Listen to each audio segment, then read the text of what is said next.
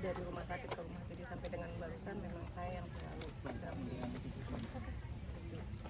Boleh diceritain diceritakan kronologinya seperti apa mungkin wafatnya Om Aeng? Jadi kalau saya keponakan itu saya manggilnya Mam ya, karena beliau asalnya dari Cirebon. Di hari Jumat minggu lalu sebenarnya saya udah terima info dari istrinya, saya memanggil beliau Biani bahwa Maeng udah sakit dan dilarikan ke rumah sakit. Saya sebenarnya agak shock sih karena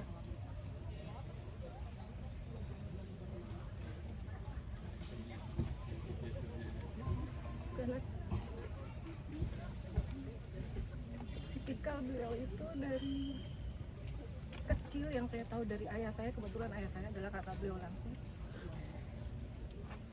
takut sama dokter, takut sama obat, takut sama jarum. Jadi buat saya cukup shock gitu ya, sampai beliau dimasukkan ke rumah sakit kan berarti kondisinya udah butuh pertolongan sangat gitu. Di rumah sakit saya monitor terus ini dengan Diani istrinya, dan hasilnya memang kurang baik. Artinya beliau berontak di rumah sakit itu. Ada satu dan lain hal yang mungkin saya juga nggak bisa cerita dari pelayanan rumah sakit tersebut, sehingga memaksa beliau untuk pulang. Beliau benar-benar maksa minta pulang. Saya juga nggak ngerti gimana ceritanya. Menurut istri beliau akhirnya diberikan izin pulang dengan catatan memang rawat jalan. Kondisi beliau saat saya datang ke rumah itu memang seperti depresi, shock. Saya tanya kenapa gitu ya, kok sampai begini, sementara kan kemarin masuk rasanya cuman kayak orang kecapean aja gitu kan. Ternyata informasi dari istri beliau bahwa ya selain dia shock masuk ke rumah sakit, batinnya mungkin nggak terima, berontak, dia harus minum obat yang banyak sekali dalam satu kali minum. Itu kan buat orang yang takut sama dokter, takut sama obat kan satu tekanan ya. Nah, saya rasa dari psikisnya aja beliau udah menolak. Jadi setiap kali di rumah itu, setiap kali dikasih makan, dikasih minum sudah mulai menolak. Kalau makan minum menolak kan berarti asam lambung makin naik ya.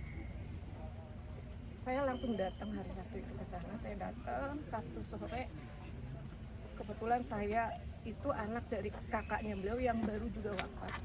Jadi beliau itu belakangan ini memang cuma tinggal bertiga, yang laki-laki, ayah saya, kemudian yang tadi dengan kursi roda tadi, sama beliau sendiri. Jadi selama ayah saya masih ada tuh beliau tuh sering komunikasi. Saya rasa sih setelah ayah saya meninggal, beliau ngedropnya di situ. Jadi nggak ada lagi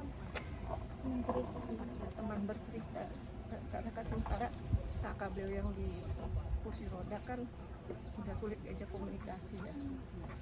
Saya tanya, kenapa Maeng, kenapa nggak mau makan, untuk apa kayak begini? Saya datang jam 3, saya dialog, saya berdebat, beliau marah-marah, beliau marah tuh saya yakin itu beliau protes atas apa yang beliau alami di rumah sakit. Saya bilang ya sudah, yang penting sembuh dulu, makan, untuk apa menyiksa diri seperti ini? Jam 3 saya datang, beliau baru makan jam 5, dari mulai kemarin keluar tuh baru makan jam 5 sore itu. Setelah beliau sadar bahwa di depan beliau itu adalah saya, beliau panggil nama saya, kemudian beliau gandeng tangan saya.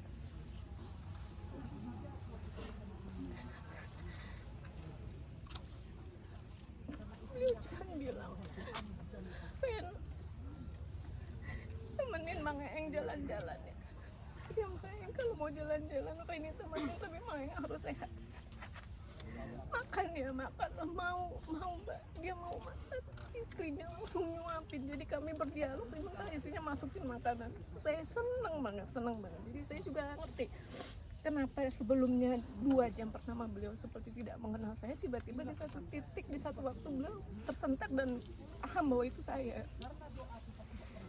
Akhirnya saya bilang sama anaknya, udah ya, Mangnya udah mau makan, Teteh pulang dulu. Mudah-mudahan setelah ini mau makan terus. Saya nggak lama keluar dari rumah, sekitar setengah jam dapat info lagi beliau berontak lagi, nggak mau makan. ketakutan dan marah-marah lagi. Saya juga nggak ngerti kenapa hari besoknya hari esoknya saya dapat berita lagi, beliau dilarikan lagi ke rumah sakit yang berbeda dan kondisinya saya nggak ngerti kenapa, mungkin karena nggak mau makan, karena tertekan, karena terus marah-marah, jadi sangat drop di rumah sakit yang kedua. Di situ diputuskan memang beliau udah harus dirawat, tapi tidak ada fasilitas yang memadai, maksudnya tidak lengkap karena tidak semua rumah sakit punya fasilitas itu. Akhirnya tengah malam istri dan anaknya cari-cari, dapat lagi pindah lagi ke rumah sakit yang terakhir beliau berobat. Saya udah nggak bisa komunikasi lagi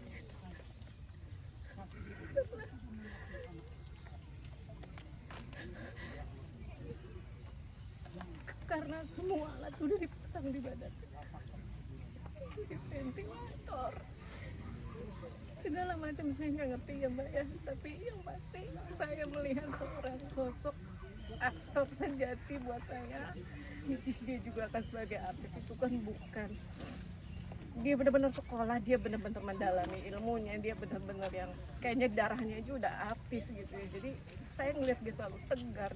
Saya pikir gini, udah jangan acting gitu loh, come on gitu loh.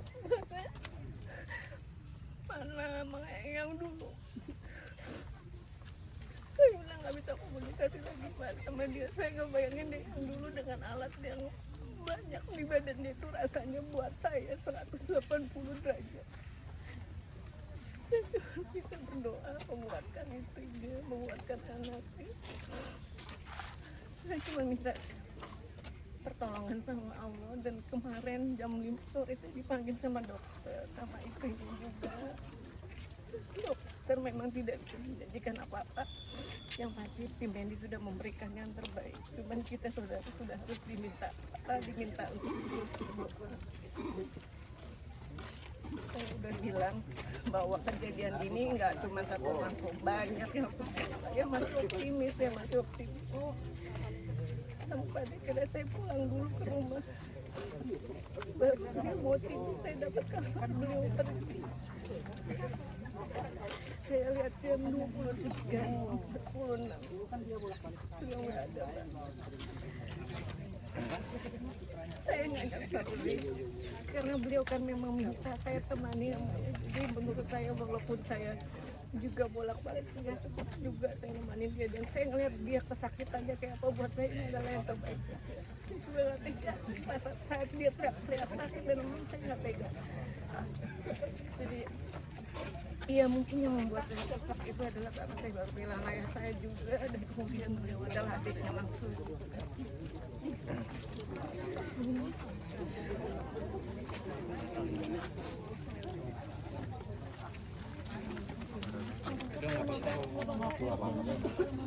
Iya.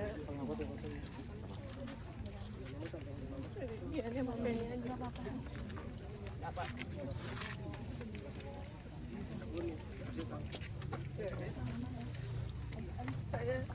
Saya sering tektokan sama Yani karena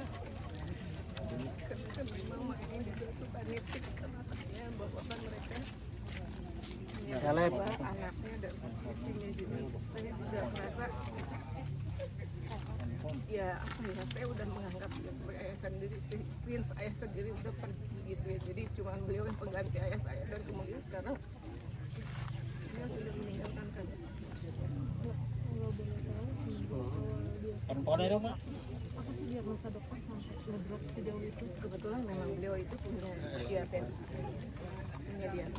jadi punya darah tinggi, dan kemudian saya sih tahu ya, karena kan mungkin teman-teman juga lihat di layar kaca bahwa memang syutingnya juga lumayan padat ya, jadi ada faktor capeknya juga gitu ya, kemudian ada faktor diabetes juga yang saya dengar juga di dia nih bahwa ada stuplingan di awal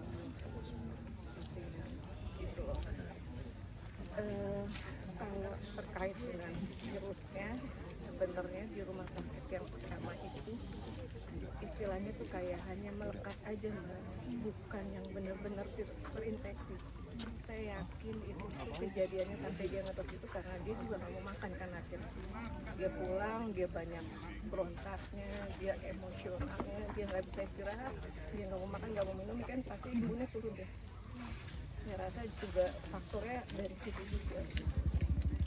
Berarti berapa hari